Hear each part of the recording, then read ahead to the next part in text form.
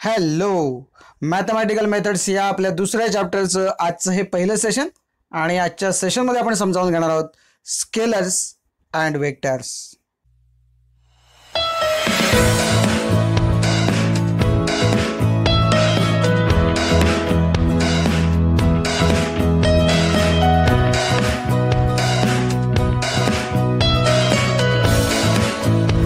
तर vector analysis या आपल्या मुद्द्याअंतर्गत आपण सुरुवातीला समजावून घेणार आहोत स्केलर्स म्हणजे काय आणि त्यानंतर बघणार आहोत वेक्टर्स. तर बघा, स्केलर्स डेफिनेशनमध्ये physical quantities which can be completely described by their magnitude are called scalars.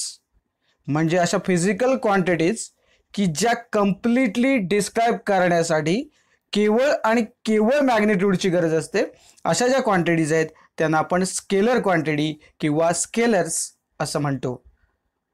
आपल्याला माहिती आहे, आपण याच्यापूर्वीही शिकलोय, त्यामुळे ज्या क्वांटिटी डिस्क्राइब करण्यासाठी मॅग्निट्यूड आणि डिरेक्शन दोन्हींची गरज असते त्याला आपण वेक्टर असं म्हणतो. जर मराठी माध्यमातून आपण शिकला असाल तर आपल्याला माहिती आहे अदिश राशी आणि सदिश राशी. तर लक्षात ठेवा, स्केलर्स म्हणजे काय, तर फक्त तुम्हाला मॅग्निट्यूडची गरज आहे, डिरेक्शनची नाही. Okay, so the physical quantities which can be completely described by their magnitude are called scalars, अशी त्याची एक सिंपल डेफिनेशन आपल्याला करता येईल. मग स्केलर म्हणजे काय एक्झॅक्टली, तर स्केलर इथे आपल्याला काय गरज आहे, तर एक साधा नंबर लिहावा लागेल आणि त्याच्या पुढे त्याचं युनिट लिहावं लागेल. म्हणजे समजा अगदीच उदाहरण द्यायचं झालं तर काय होईल की समजा आपण असं म्हणतोय की एखादा मेटल रॉड जो आहे तो 2 मीटर लांबीचा आहे, तर याचा अर्थ काय होतो बघा, तर तुम्ही एक सिंपल नंबर लिहिणार आहात 2 आणि त्याच्या पुढे युनिट लिहिणार आहात. कशामध्ये मेजर करताय, तर ते metre, and it indicates that the rod is 2 times longer than a certain standard unit metre. म्हणजे 1 मीटर लांबीची जी काही वस्तू असणार आहे, जे काही आपलं स्टँडर्ड ठरलेलं आहे इंटरनॅशनल, त्याच्या बरोबर दुप्पट लांबी असलेला रॉड म्हणजेच किती, 2 मीटर लांबीचा रॉड आहे असं आपण म्हणू शकतो. बरोबर आहे. म्हणजेच स्केलरमध्ये काय असतं, तर एक स्पेसिफिक नंबर असतो आणि त्याच्या पुढे युनिट असतं. इथे डिरेक्शनची गरज आपल्याला पडत नाही. बरोबर आहे. सो या कंडिशनमध्ये जो नंबर 2 आहे त्याला आपण काय म्हणतो, तर मॅग्निट्यूड म्हणतो, आणि जे मीटर आहे ते त्याचं युनिट आहे. अर्थात एसआय युनिट असेल तर ते मीटर असतं, समजा ते CGS मध्ये असतं तर काय असलं असतं, सेंटीमीटर असलं असतं. अशा पद्धतीने आपल्याला जर त्या रॉडच्या लांबीबद्दल सांगायचं असेल तर केवळ नुसता नंबरसुद्धा उपयोगाचा नाही आणि नुसतं युनिटसुद्धा उपयोगाचं नाही. म्हणजे समजा सांगितलं की रॉडची लांबी 2 आहे, सेंटीमीटर आहे, मीटर आहे, किलोमीटर आहे, ते जर सांगितलं नाही तर मग त्याला काही अर्थ राहत नाही. म्हणजे युनिट गरजेचं आहे. आणि नुसतंच सांगितलं काहीतरी मीटर आहे, म्हणजे किती मीटर आहे काही सांगितलेलं नाही, फक्त युनिट सांगितलं मीटरमध्ये आहे, 1 मीटर, 2 मीटर, 10 मीटर, 20 मीटर, काही सांगितलेलं नाही, असं चालणार नाही. सो आपल्याला कंप्लीट आयडिया येण्यासाठी त्या रॉडच्या लेंथबाबत आपल्याला 2 गोष्टींची गरज आहे. तर त्याची जी मॅग्निट्यूड आहे, म्हणजे इथे या केसमध्ये नंबर 2 ही मॅग्निट्यूड आहे आणि मीटर हे युनिट आहे, या दोन्ही गोष्टींची गरज आहे. बऱ्याचदा आपण जेव्हा गणित वगैरे सोडवतो ना, न्यूमरिकल सोडवतो, उत्तर काढतो आणि त्याचं पुढे युनिट लिहित नाही आणि आपले मार्क्स कट होतात. त्यामुळे युनिट ही इसेन्शियल गोष्ट आहे आणि डेफिनेटली मॅग्निट्यूड ही तर इसेन्शियल गोष्ट आहेच, कारण नुसतं युनिट लिहून काही उपयोग नाही. बरोबर आहे. सो जर लेंथ आपण बघितली तर ही लेंथ काय आहे, स्केलर क्वांटिटी आहे. का, कारण त्याला आपल्याला काय लागते, फक्त मॅग्निट्यूड लागते. इथे डिरेक्शनची गरज आहे का, नाही. कुठल्याही साईडून मोजा, लेंथ तुम्हाला किती मिळणार आहे, 2 मीटरच मिळणार आहे. त्याच पद्धतीने अशी आपल्याला अनेक उदाहरणं सांगता येतील. मास आहे, टाईम आहे, टेम्परेचर आहे, डेन्सिटी आहे, अशी बरीच एक्झाम्पल जी आहेत ती स्केलर्सची आहेत. ओके, आणि यांचं वैशिष्ट्य काय आहे, तर जी स्केलर्सची जर ॲडिशन आपल्याला करायची झाली तर काय आपण सिंपल ते ॲड किंवा सबट्रॅक्ट करू शकतो. बरोबर आहे. पण त्यासाठी आपल्याला अल्जेब्राचे सिंपल रूल्स वापरावे लागतीलच. बरोबर आहे ना. म्हणजे कधी कधी असा प्रश्न विचारला जातो, 4 खुर्च्या आणि 5 टेबलांची बेरीज किती, तर अशी बेरीज होत नाही, लक्षात घ्या. हे मुद्दाम तुम्हाला उदाहरण का सांगितलं, कारण त्याची बघा युनिट काय, खुर्ची आणि टेबल्स. तर त्याच्यामुळे जर का 4 खुर्च्या आणि 5 टेबल्स असतील तर यांची बेरीज होत नाही. 4 खुर्च्या आणि 5 खुर्च्या असं जर असतं तर 9 खुर्च्या हे उत्तर आलं असतं. सो हे फक्त फन म्हणून घ्या तुम्ही.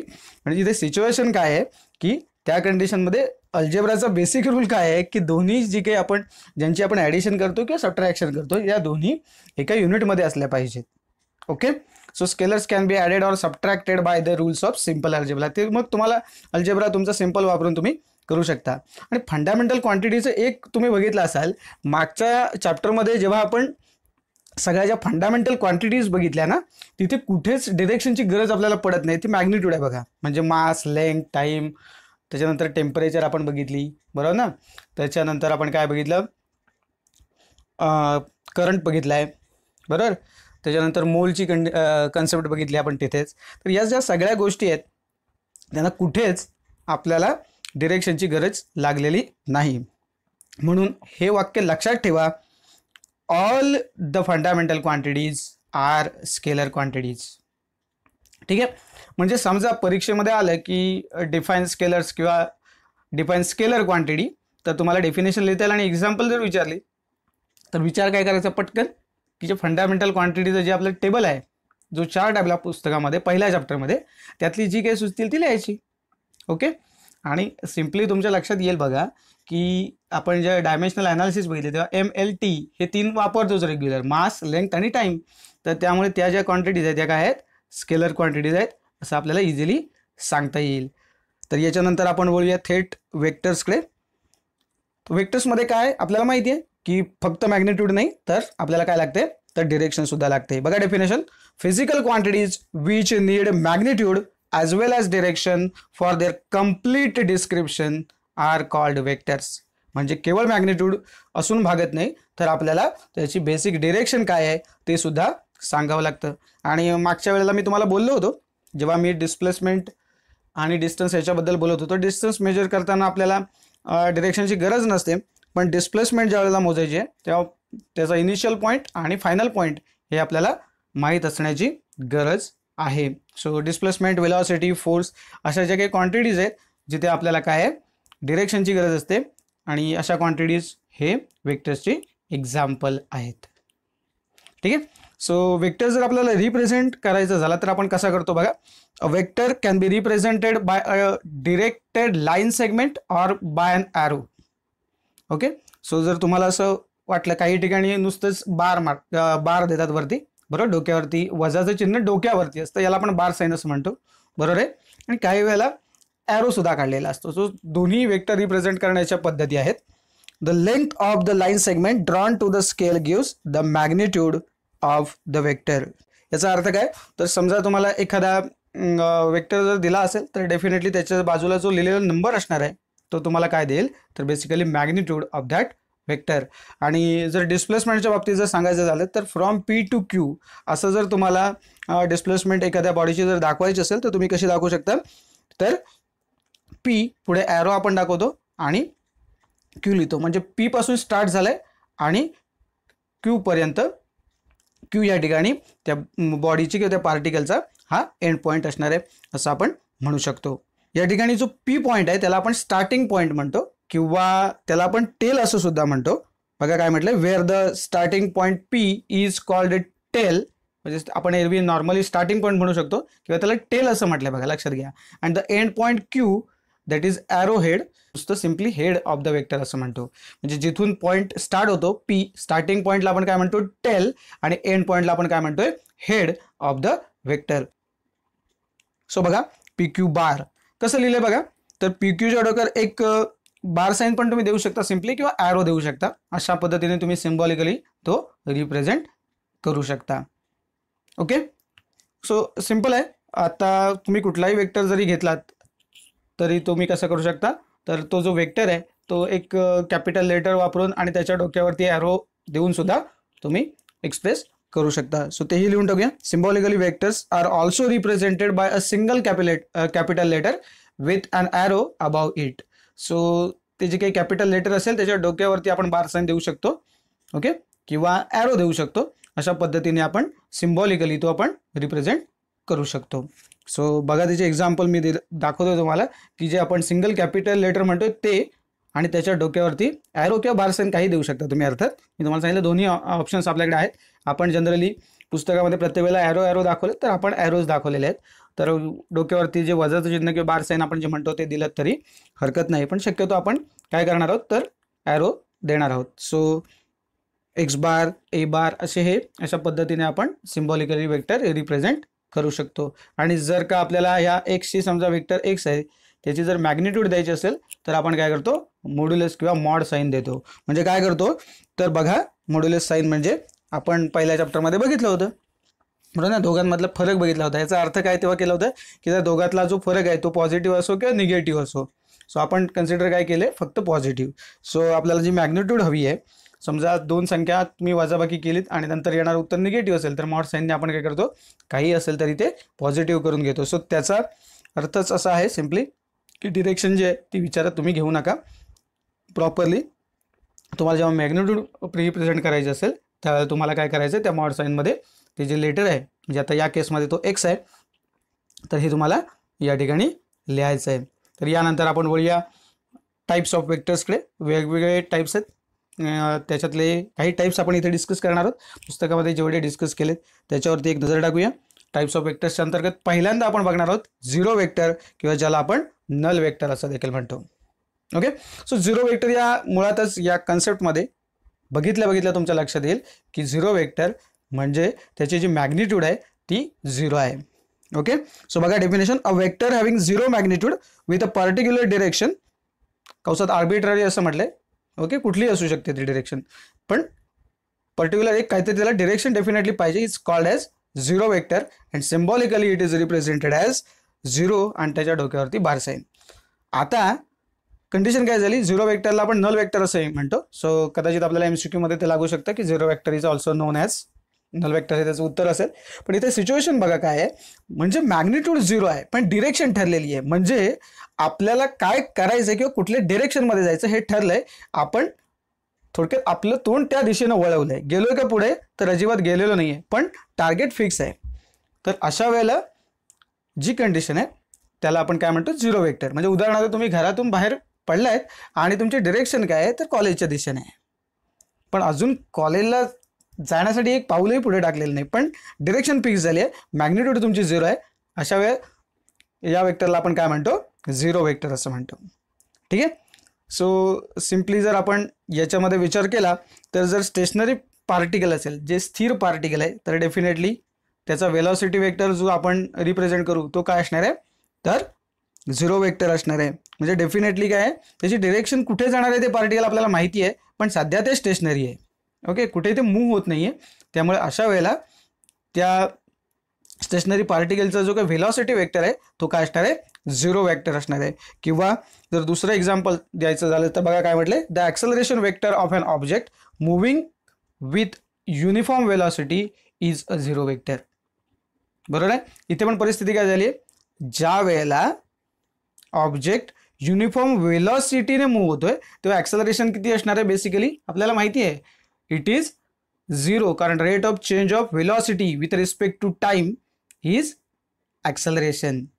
So rate of change of velocity असं आपण म्हणतोय, तर चेंज होते का तर नाही. Rate of change of velocity म्हणजे वेलॉसिटी मधला चेंज किती, zero with respect to time, 0/t असं ते थोडक्यात झालं. आणि म्हणजेच ॲक्सेलरेशन किती झालं, झिरो झालं. So acceleration vector of an object moving with uniform velocity is a zero vector. म्हणजे समजा तर तुम्हाला विचारलं की झिरो वेक्टरचे दोन एक्झाम्पल सांगा, तर आपल्याला ही जी दोन एक्झाम्पल आहेत ती देता येतील. ठीक आहे, तर पुढच्या वेक्टरकडे बोलूया, पुढच्या टाईपकडे. तो आहे रिझल्टंट वेक्टर. हा एकदम सिंपल डेफिनेशनचा पार्ट आहे. बघा, रिझल्टंट म्हणजे माहिती आहे आपल्याला, दोन किंवा जर जास्ती वेक्टर्स असतील आणि त्याचं जी काही रिझल्टंट म्हणजे इफेक्टिव्ह तुम्ही एका वेक्टरमध्ये जर तुम्ही एक्सप्रेस करू शकताय, तो जो वेक्टर आहे त्याला आपण काय म्हणतो, रिझल्टंट वेक्टर असं म्हणतो. सो आपण बघूया जी टिपिकल डेफिनेशन काय आहे. The resultant of two or more vectors is that single vector which produces the same effect as produced by all the vectors together. Simple example सांगतो काय आहे बघा, ए पासून समजा बी या पॉईंटपर्यंत जायचं आहे आणि नंतर तुम्ही बी पासून सी या पॉईंटपर्यंत गेलात, बरोबर आहे.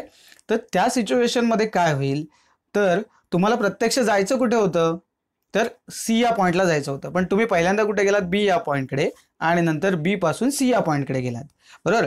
म्हणजे जर का आपण वेक्टरच्या भाषेत जर बोललो तर ए टू बी आणि बी टू सी असे जर दोन वेक्टर कन्सिडर केले तर रिझल्टंट आपल्याला काय देतो बघा. रिझल्टंट वेक्टर कुठला असेल तर ए सी, कारण आपल्याला ए पासून कुठे जायचंय, सी पर्यंत जायचं. सो ए आणि सी जॉईन करणारी जी काही रेषा असेल किंवा जो काही वेक्टर असेल त्याला आपण काय म्हणतो, रिझल्टंट वेक्टर असं म्हणतो. त्यानंतर पुढचा जो वेक्टरचा प्रकार आहे तो आहे निगेटिव्ह वेक्टर, किंवा ज्याला आपण ऑपोजिट वेक्टर असं सुद्धा म्हणू शकतो.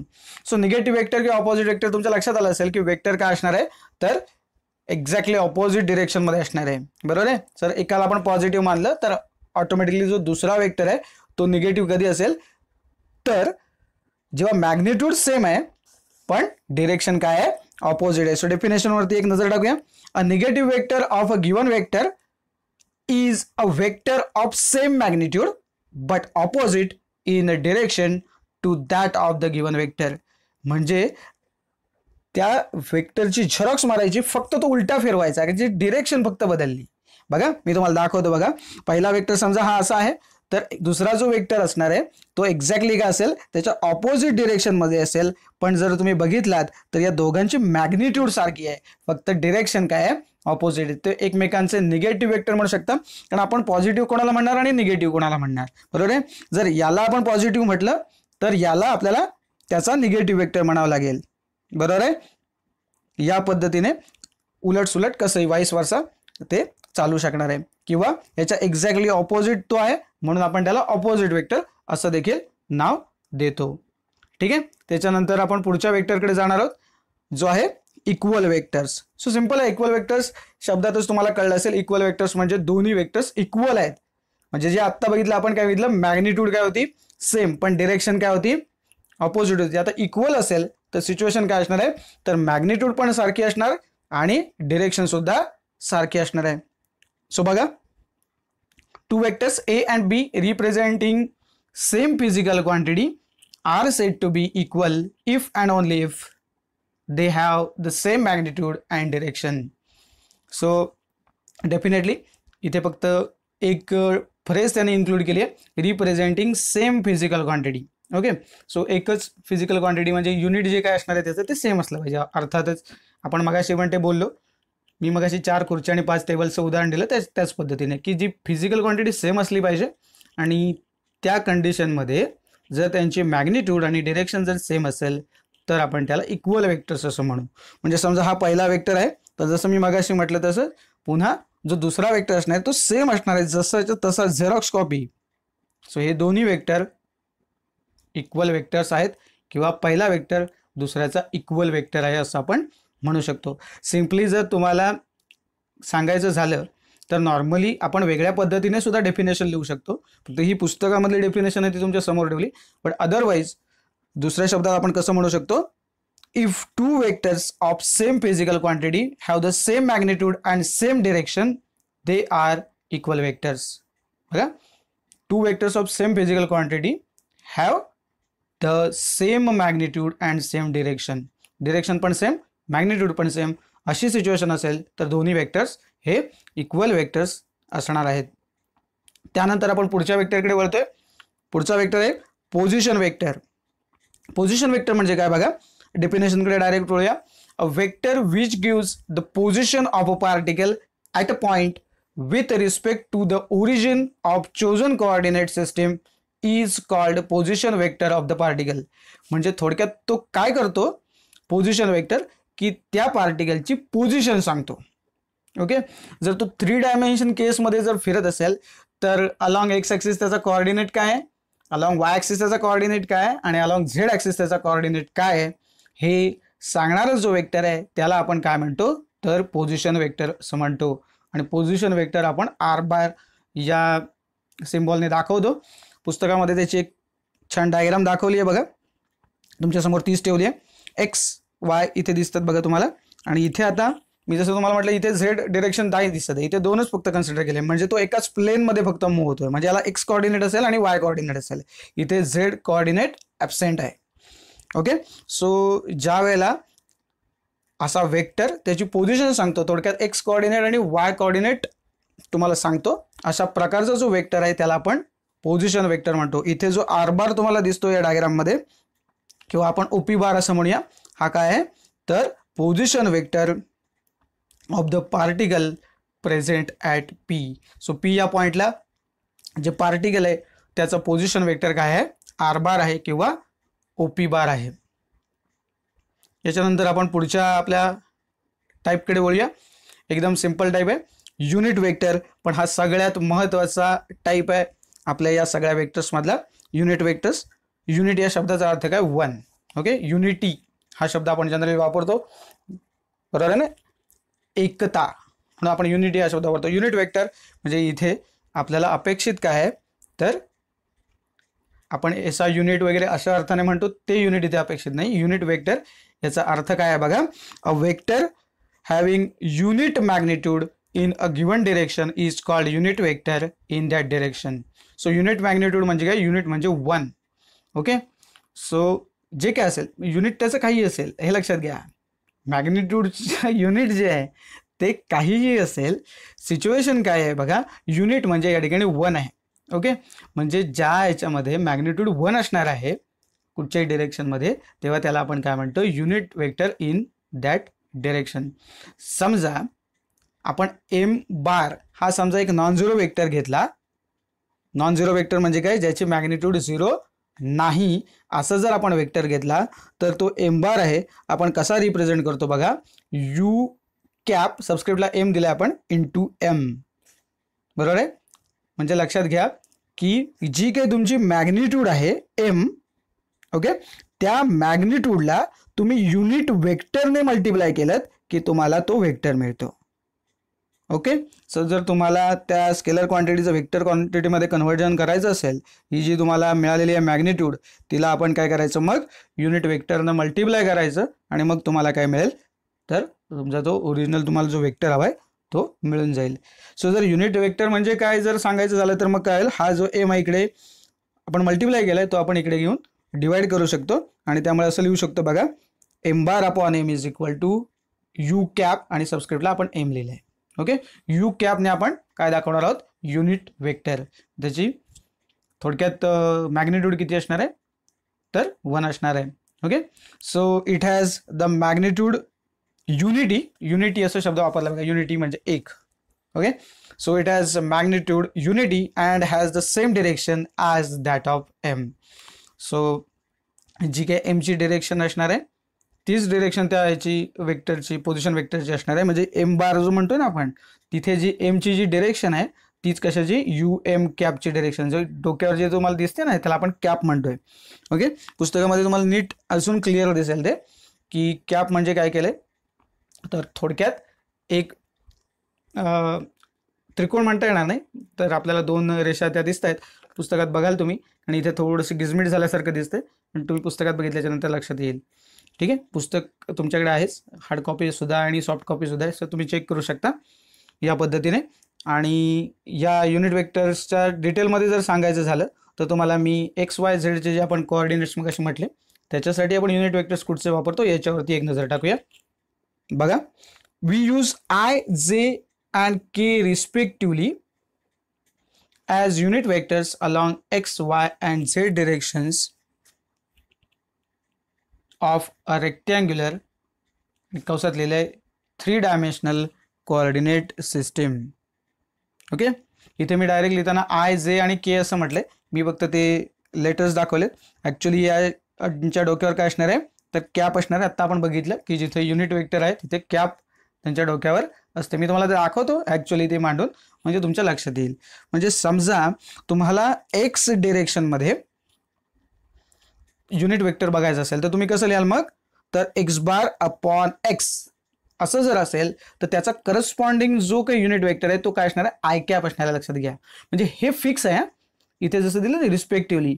सो जर आय कॅप असेल तर तो जो वेक्टर आहे हा अलॉंग एक्स ॲक्सिस आहे, हे तुम्ही समजून घ्यायचं आहे. ओके, प्रत्येक ठिकाणी दिलेलं नसणार आहे. हा जो आय कॅप म्हटला आहे याचा अर्थ ते पार्टिकल कुठल्या, तो जो कोऑर्डिनेट आहे किंवा ते पार्टिकल आहे ते कुठल्या डिरेक्शनमध्ये आहे तर डेफिनेटली एक्स डिरेक्शनमध्ये असं आपण म्हणू शकतो. आणि मग हे लिहिताना आपण कसं लिहिणार आहोत तर यू कॅप असं आपण नेहमी लिहितोच आहोत. आता फक्त हे एक्स डिरेक्शनशी रिलेटेड आहे म्हणून आपण त्याच्या सबस्क्रिप्टला आपण एक्स जोडणार आहोत. ओके, सो तुम्ही यू एक्स जो दिसतो ना U cap X is equal to तुम्ही आय कॅप असं सुद्धा लिहू शकता. ठीक आहे, तसंच तुम्ही जर का वाय डिरेक्शनचा जर विचार केला तर आपण कसं लिहू शकतो, तर Y bar upon Y is equal to J cap.